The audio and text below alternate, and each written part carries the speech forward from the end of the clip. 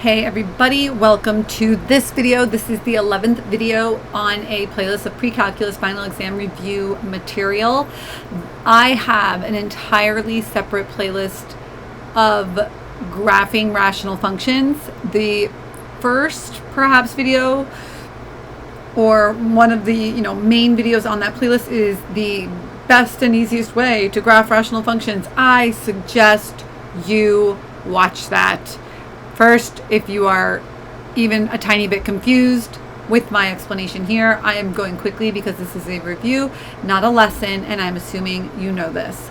So I will try to copy and paste that particular playlist into the description box starting here. The first 10 videos were all exponential and log, and I had the playlist of exponential and log pasted at the end of that as well, but I will replace that starting here with the rational function graphing playlist for moving forward for the next few examples. Okay, so we're going to graph, list all asymptotes and holes. Now, a couple things we can do. I always like to start by finding my x-intercepts. X-intercepts really come from your factored numerator being set equal to 0. However, if I factor on top, I take out an x, GCF. A lot of you guys panic when you have to factor with GCF and you act like you don't know how to factor all of a sudden. GCF on top is x and on bottom is x. Then I have, I'm not going to write it down, guys, okay? Like, not down there. It's x squared minus 5x plus 6. You need to be careful because 6 and 1 can make 5 in the middle, but so can 2 and 3. So to get a negative 5, you would do negative 6 positive 1 or negative 2 negative 3. We need them to multiply to give us 6. So that means you're using negative 2 and negative 3. So please think about that right there. X minus 2 and x minus 3. Over here, that will cross out with that, and that guy will cross out with that guy. Those are removable discontinuities. Those are holes in the graph. Those represent the x values of the holes, not the y values. So x-intercepts, what does that mean? Well, my numerator is 1, setting that equal to 0. That's not true. None. There are no x-intercepts on this graph. Next, we're going to find y-intercepts. And keep in mind, I'm using, from that point forward, 1 over x minus 3. That is what is left. So that is what we graph, and then we add the holes into it, okay? So this is basically the skeleton drawing of everything, and then we stick the holes in there. So let's even do the holes actually right now. So we're going to have one hole for the x value of 0 comma something, and I'm going to have another one for the x value of 2 comma something. The way you get the y value that corresponds to these x values is we're going to plug them into this simplified or reduced equation. If you are my student and you have the packet on graphing polynomials, rational, and piecewise functions, at least in the year 2025, it's on page 6. Page 6 is gold for you. It is how to graph a rational function. All the stuff is there. Okay. Plugging in here, all the whole stuff is down there on the bottom right corner of that page. Okay. Plug in 0 and I get negative 1/3. Plug in 2 and I get 1 over negative 1, which is negative 1. These are the coordinates of the holes in the graph. I have no x-intercepts at all because obviously that's a false statement. It does not mean 1 is y-intercept. X-intercept, y-intercept. I would plug in 0 for x. 1 over 0 minus 3 is negative 1/3, but that is really where the hole is. So my y-intercept kind of doesn't exist. It's actually a hole, and I already know the coordinates of it. Next, I'm going to look at my vertical asymptote. That comes from setting our denominator equal to 0. You could say you set it not equal to 0. That's also true. X equals 3 is the vertical asymptote, or you could state that x is not allowed to equal 3. And now, lastly, we will look at our end behavior. You know I hate calling it a horizontal asymptote because sometimes it's slant, oblique, quadratic, whatever. So my end behavior, I'm going to analyze my limits at infinity. Essentially, you're looking at leading term over leading term. I'm looking at 1 over x, and then I'm analyzing what happens as x approaches infinity or as x approaches negative infinity. In either situation, 1 over either infinity or negative infinity means that my end behavior is at y equals 0.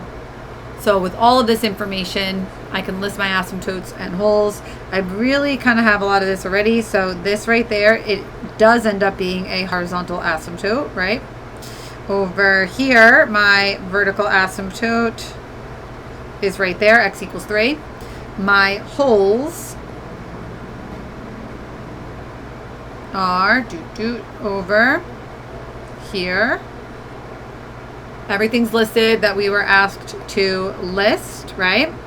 And now it does say to graph, so I will finish with the graph over here. So let's go ahead and do that. I know my space is quite limited. So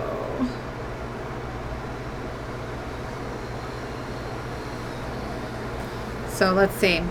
X-intercept none, Y-intercept none. Wholes, I'm going out as far as 2 and 3. So actually, let me redraw these axes to make a little bit more space. 1, 2. Okay.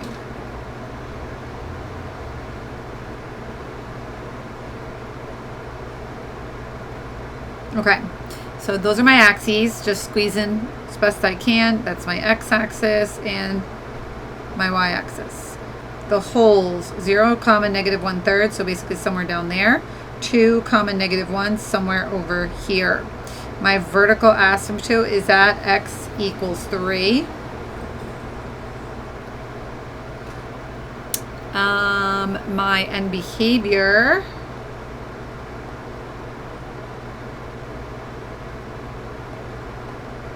let's go y equals 0.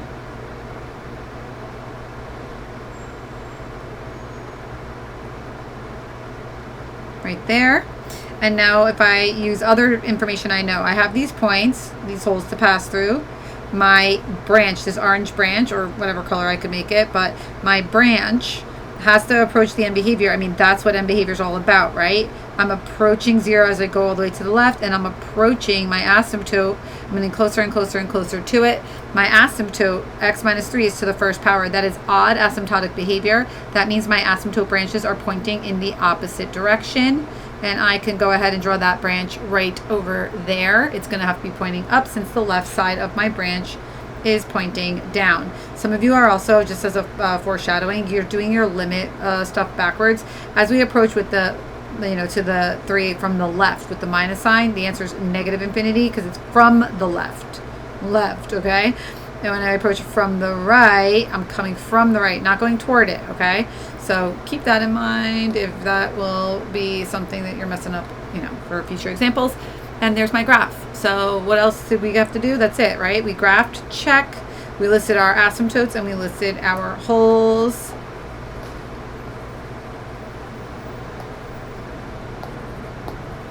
Boom. That's everything. Hope that was helpful. If you feel smarter and you love it, thumbs it up. If not, thumbs down. Check out the video I described at the beginning. Check the playlist. Check the information in the description box. A lot of it's going to be there. Or check the thumbnail. I'll try to put both thumbnails on the screen. One will be to the playlist of the PreCalc Final Exam review videos, and one will be directly to the video on how to graph rational functions. I basically explain a pretty solid breakdown of everything. That's it for now. Adios.